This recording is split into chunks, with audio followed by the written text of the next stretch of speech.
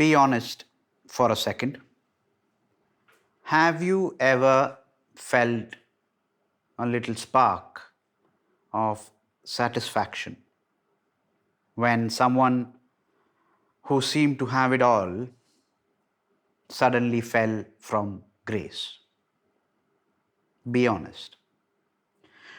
When the popular influencer got exposed, for example, when your ex's new relationship failed, or when someone who was mean to you finally faced consequences.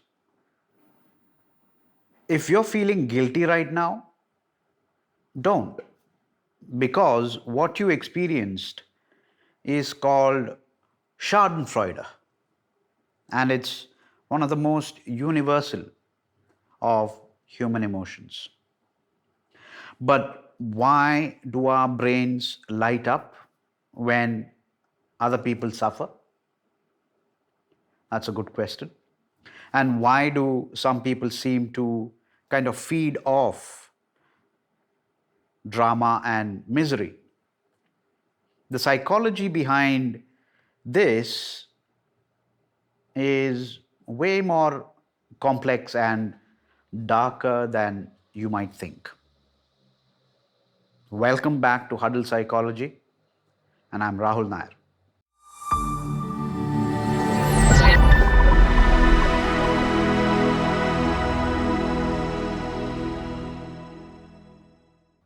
So, once again, let's set this up as clearly as we can to begin with. Schadenfreude is a German word. You can Google it and you'll find it, which literally means harm joy. That's what it quite literally means. The pleasure derived from another person's misfortune. That's what Schadenfreude means. And before you think you're above this, if you are thinking that way, research shows that pretty much everyone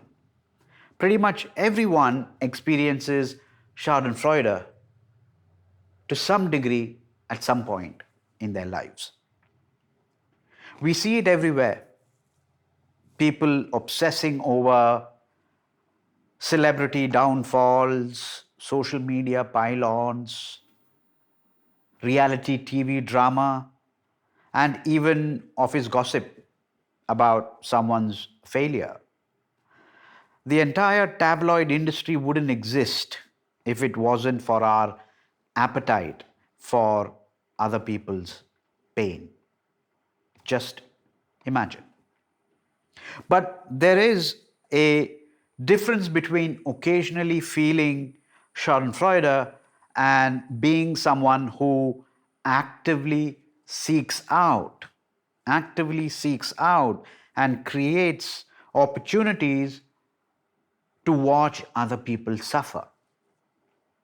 And understanding that difference is super important, is key to understanding some of the most toxic people in your life, and also maybe some uncomfortable truths about yourself. So let's dig deeper.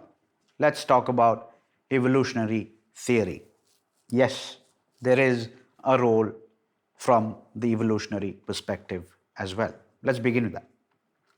From an evolutionary perspective, Schadenfreude actually served some important functions for our ancestors. When someone in your tribe, for example, with more resources or status than you, experienced some kind of setback, it potentially meant that you have more opportunities. That's what it meant. You could move up the hierarchy if the alpha were injured or lost some influence. Your brain learned to feel good. Your brain learned to feel good about competitors' failures because it increased your own chances of survival, your own chances of survival as well as reproduction. Schadenfreude also help with social bonding. So, for example, when your group witnessed someone breaking social rules and facing consequences, sharing that satisfaction reinforced the group norms and solidarity. It was like, see, this is what happens when you don't follow our rules, right? Now let's dig a little deeper. And there is also a justice component to Schadenfreude. When bad things happened to people who had done bad things, so when bad things happened to people who had done bad things, Schadenfreude felt like some kind of cosmic justice being served. Your brain kind of interpreted it as the world being fair and predictable, and which is, of course, psychologically very comforting. So, for example, dictators who were brought down felt like cosmic justice to people who suffered under that person. And that is psychologically, obviously, very comforting because you feel there is justice, there is fairness, and there is some sort of predictability in the world. But here's the problem: we are not living in small tribes anymore or any longer. The same mechanisms that helped our forefathers, our ancestors, to survive are now being triggered by social media, celebrity culture, and plenty of online drama in ways that can become very unhealthy and problematic. And we'll look into that in a bit more detail. The second major driver of Schadenfreude is social comparison and envy. So when we see people who seem to have more than us, when we see people who seem to have more than us, more success, more attention, more happiness, it can trigger feelings of inadequacy and resentment within us. Quite natural. So when those people experience setbacks, it temporarily relieves that psychological pressure from us. So when we see those people who seem to have more than us, when we see them having some setbacks, it reduces psychological pressure on us. It's like, see, they're not actually better than me. They are struggling just like everybody else. And that kind of makes you feel relatively nice. This is why we often feel the most Schadenfreude toward people who seem to have perfect lives. Social media again. The influencer with the perfect relationship who got cheated on. The successful person who loses his or her job. The popular kid from high school whose life falls apart. Their pain doesn't actually improve your situation, my situation, or anyone's situation. Their pain doesn't improve our situation in any way, but it makes us feel better about our own struggles. That's what it does. It is, it is a kind of twisted form of emotional regulation where other people's suffering becomes our antidepressant.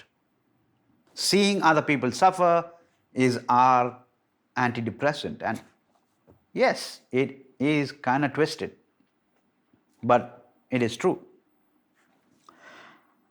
Social media has made this even worse, to be honest, because we are constantly exposed to everyone's highlight reels, right? The more inadequate we feel to others online, the more satisfying it becomes when their real lives don't match their social media posts. So, the more inadequate we feel about all these happy people online, the more inadequate we feel, the more satisfying it becomes to us when their real lives are not matching those social media posts. And there is a little bit of power and control thing here too that we need to talk about. For some people, Schadenfreude goes beyond just feeling good about other people's sadness or misfortune. They actively seek to create it. And that's dark, to be honest. There is a dark element there. These are the people who start or they create drama, spread rumors, or try to tear others down because they are addicted. They are completely addicted to the feeling of power it gives them in ruining someone's life. When you can influence someone else's emotional state, when you can make them suffer or fail, you create an illusion of control and an illusion of superiority. This is especially appealing to people who feel rather powerless in other areas of their lives.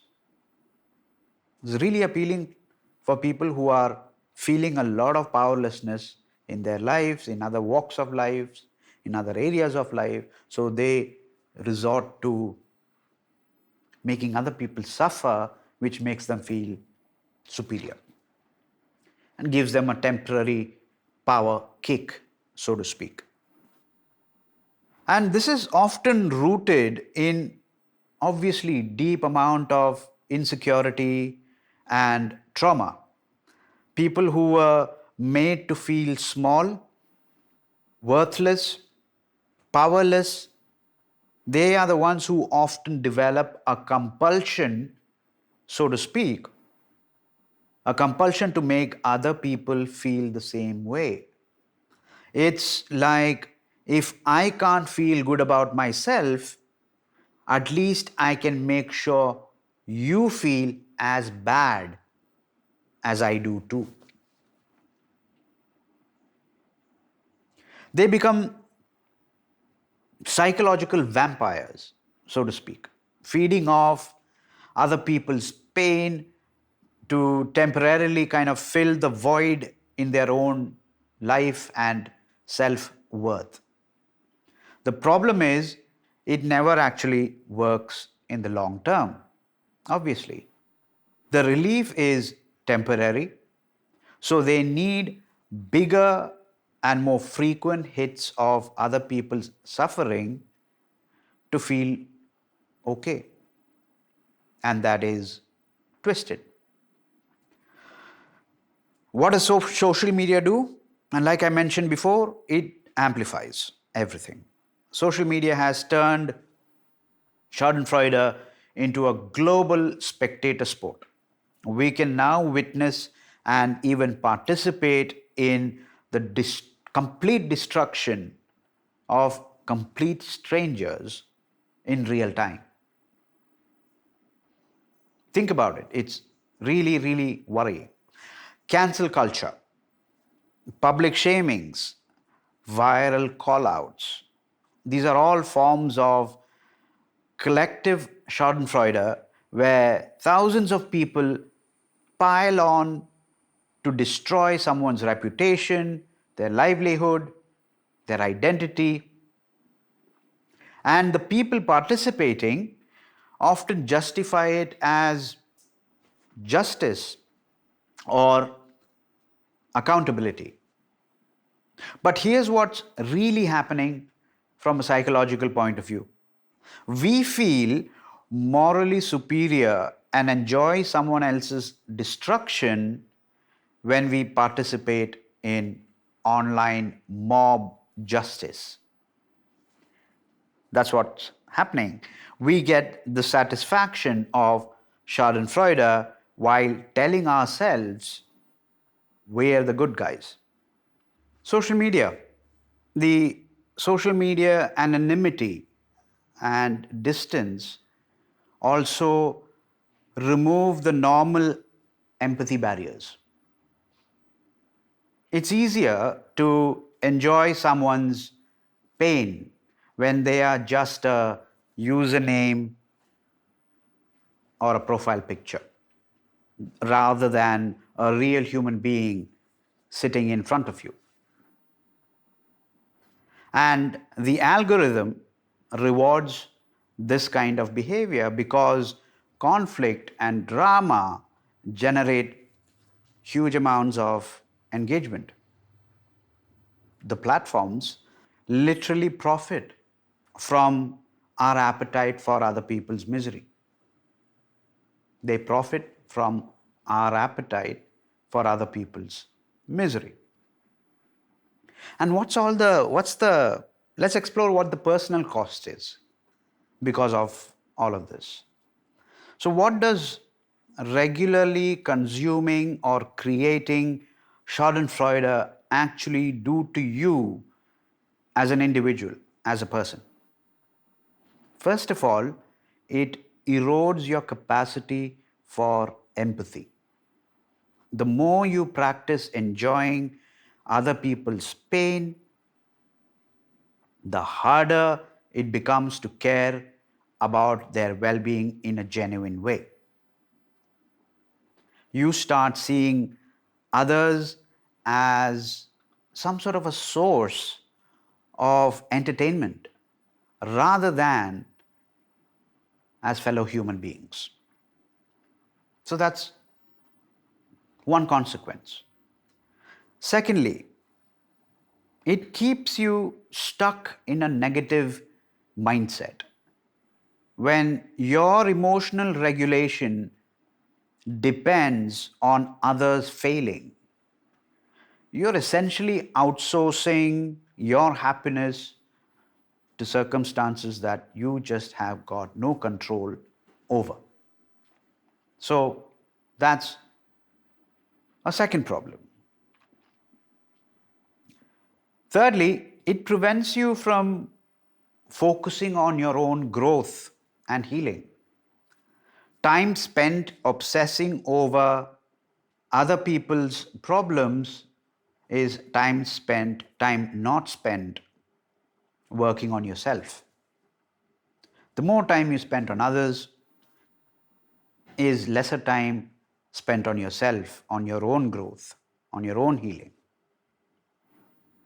You become addicted to drama because it's easier than doing the hard work of building genuine self-worth.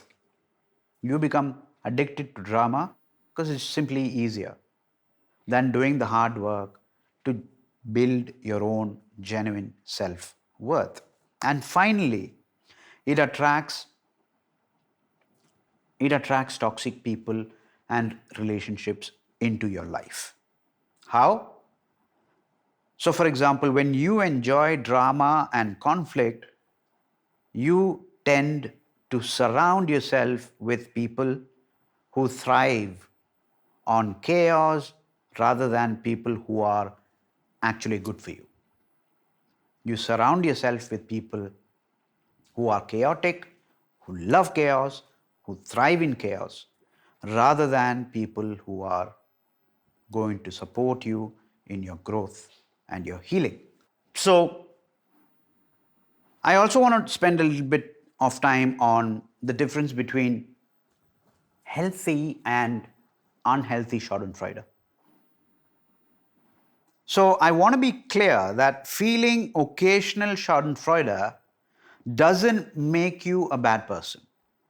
There's a difference between healthy and unhealthy expression of this emotion. Healthy Schadenfreude might be feeling satisfied when someone who bullied you faces natural consequences of having done that, or a relief when a corrupt politician gets exposed. These are normal human responses to injustice being corrected, and that's fine. You're allowed to feel good about that, even though the perpetrators are going to suffer. But it is a matter of real justice. Unhealthy Schadenfreude occurs when one actively seeks out opportunities to watch others suffer.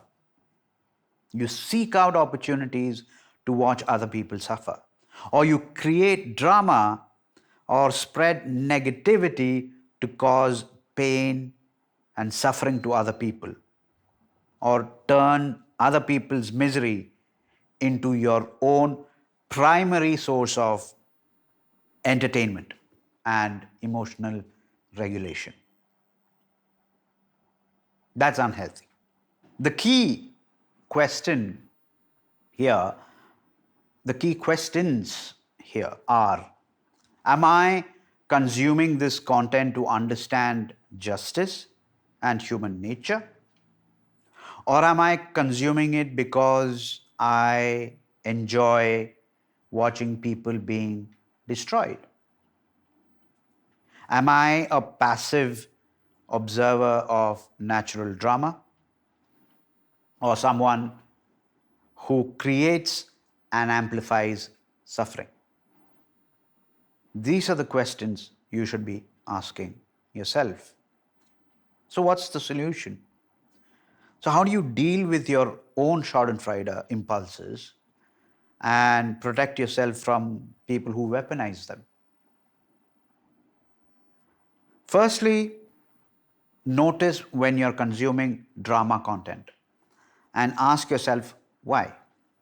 Are you learning something valuable? Or are you feeling, or are you feeding your own insecurities by watching others fail? Secondly, work on your self worth and life satisfaction. The more genuinely content you are with your own life, the less you'll need other people's pain to feel okay about yourself. Thirdly, practice empathy as actively as possible. When you hear about someone's misfortune, imagine their feelings rather than focusing on whether they deserve it or not. Try and empathize. Fourth, curate. Curate your media consumption. Be picky. Unfollow accounts that profit from drama. Stop engaging with content designed to make you angry or make you feel superior. Choose media that inspires. Choose media that educates rather than feeds your darker impulses. So be very selective and curate your media consumption.